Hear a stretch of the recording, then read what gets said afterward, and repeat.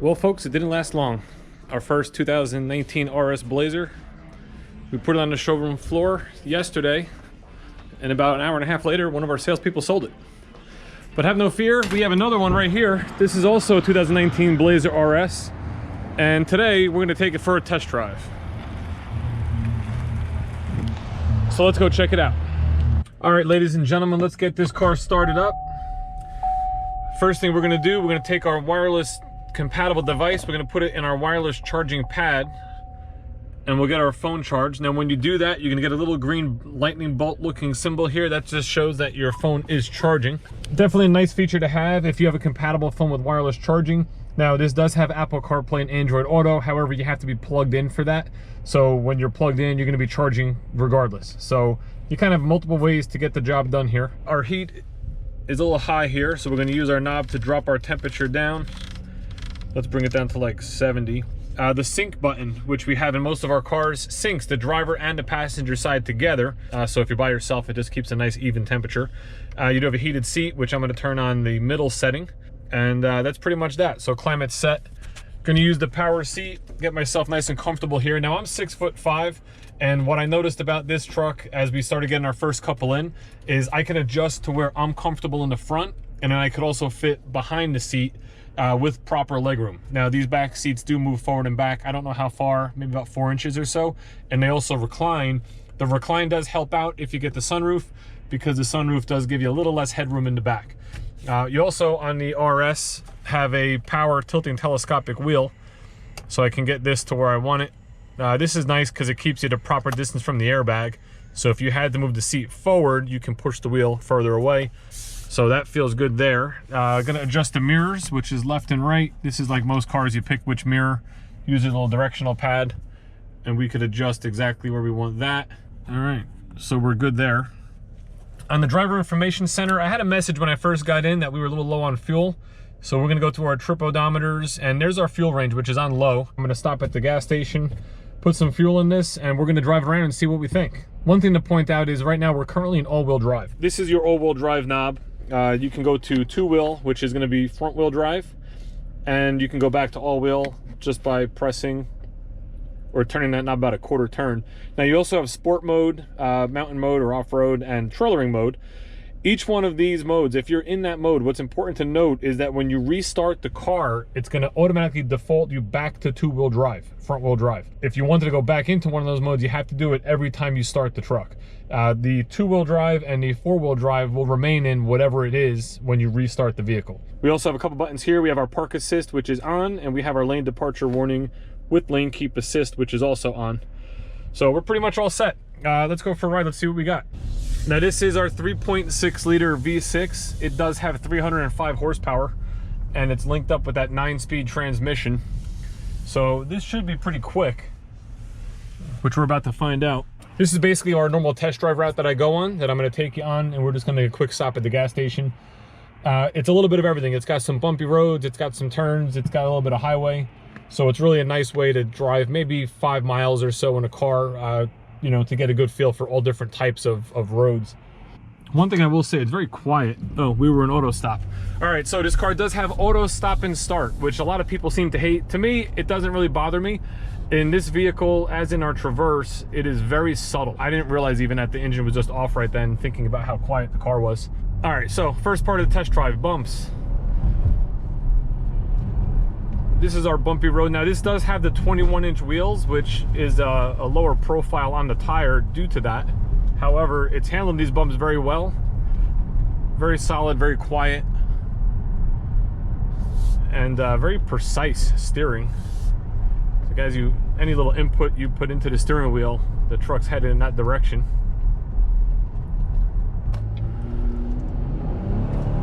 Let's get on the throttle here a little bit.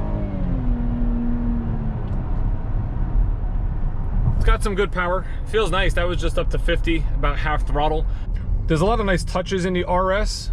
You know, the red stitching along the top of the dashboard, the red stitching on the door handles. This is a softer, you know, a little bit more of a premium material on parts of the door panel, parts of the front dashboard, even over here on the passenger side. Of course, you have the red bezels on all your climate control vents, which gives you a nice sporty feel.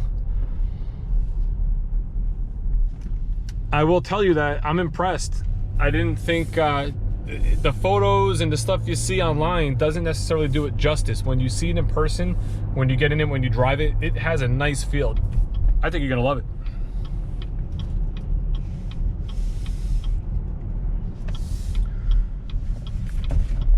New vehicle. All right, fuel door is on the left-hand side.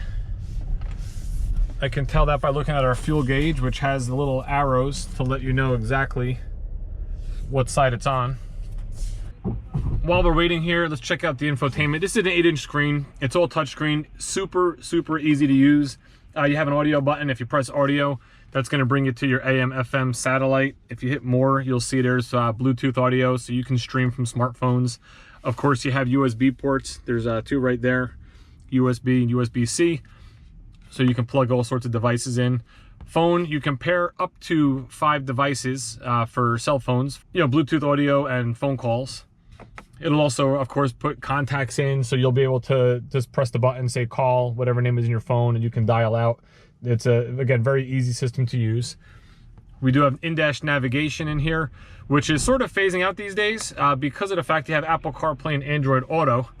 And with those, you can basically plug your phone in, and it's going to project onto the screen your phone, certain things of your phone, including Waze, Google Maps, or Apple Maps. All right, thank you.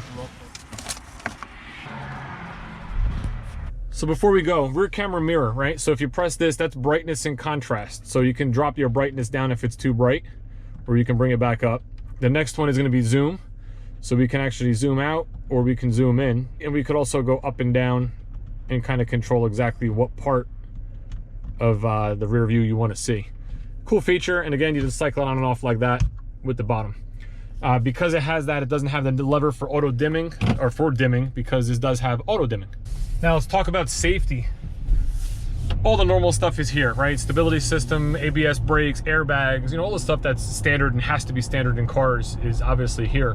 What you have in this model is some active handling features, which will help you in the event you know, you may have an imminent crash, or you leave your lane lines, things of that nature. So right now you'll see there's a green symbol down at the bottom of this screen. And anytime you see that green symbol that's a car, it means that the camera can see there's a car in front of you. It could also sense pedestrians, okay? So if the vehicle feels that you're not gonna stop in time and there's a crash imminent, it can apply brake to either lessen the impact or to avoid it altogether. You know, great system, not something to rely on, but definitely nice to have a second set of eyes.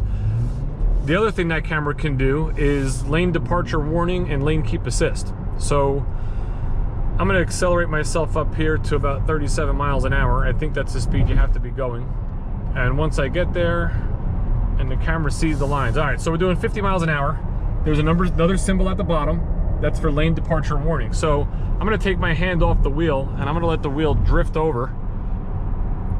And it just puts you back in your lane. Hand's not on the wheel.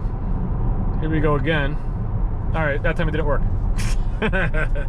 If those symbols aren't lit that we just saw, it means the camera does not see anything. It's not going to do anything. Right now we just dropped into auto stop, which lets you know right there. So the engine is off, the battery is running accessories, the light's red, and as the light turns green, I'm going to do as fast as I can.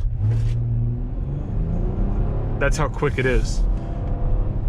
You know, as you let go of the brake before you can get to the gas, or as you get to the gas, your engine's running and you're on the road. There was really no delay there. Again, the green light is lit. I'm drifting a little bit. It turns orange and it just puts me back in my lane. Now it's putting me back to the right.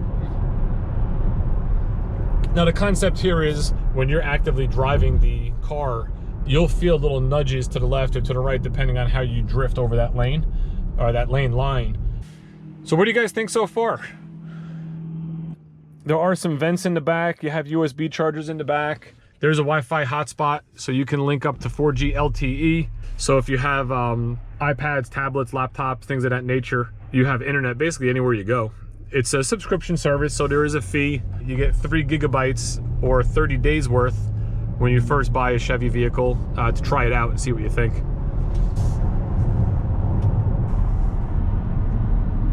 The pedestrian light just came on. I think I missed it. So that gentleman was just walking along the side of the road there. The camera did pick it up and it put a pedestrian symbol. Now what I'll tell you here is, as I'm driving, but this symbol keeps turning orange because I'm just nudging over the lane, and all it's doing is applying a little bit of pressure to that steering wheel to move your arm, or to move your hand over to the, in this case, the left, to keep me in my lane.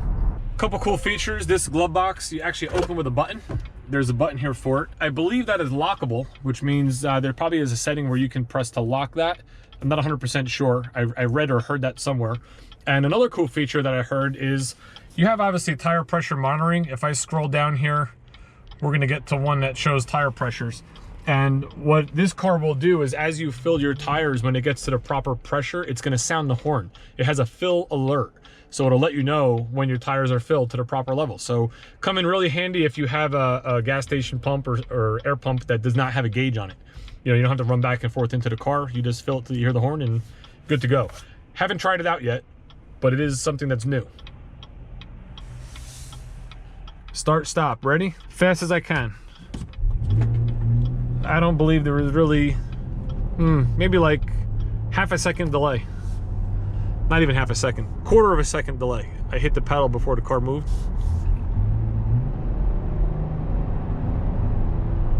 Very level in turns, holds the road very well. You know, the main competitors of this vehicle are the Jeep Grand Cherokee, the Nissan Murano, and the Ford Edge. And I gotta tell you, I think it fits in there pretty well. I would say the Jeep is probably the most popular of the bunch. You know, you see them everywhere.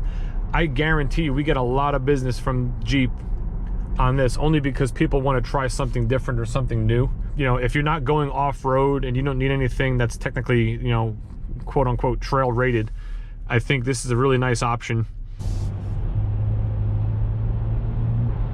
We're coming back up on the dealership. It'll be on the right. I'm gonna zoom past this guy to feel the passing power, which it definitely has.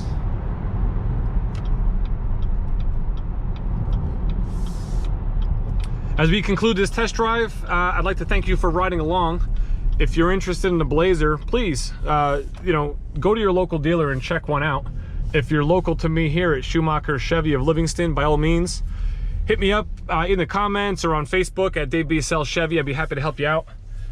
In the meantime, hit that subscribe button for more test drives and more Chevy product. There's a lot of cool stuff. We just got a ZR2 in, another one. We just got our first Trail Boss Silverado in. You know, Chevrolet is building some really cool product right now, and it's definitely worth taking a look at. So thanks for joining me on this ride, and I will see you in the next one.